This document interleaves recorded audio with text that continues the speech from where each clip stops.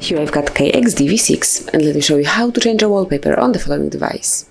So at the very beginning you have to open and select the settings, then locate and open display right here, and now pick wallpaper.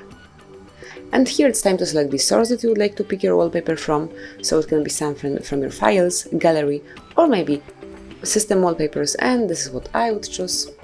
And as you can see here, you've got all the possibilities. Just pick the wallpaper that you like the most. Let me go through all of them, and I would choose maybe this one. And all you have to do to apply this wallpaper is to click Set Wallpaper.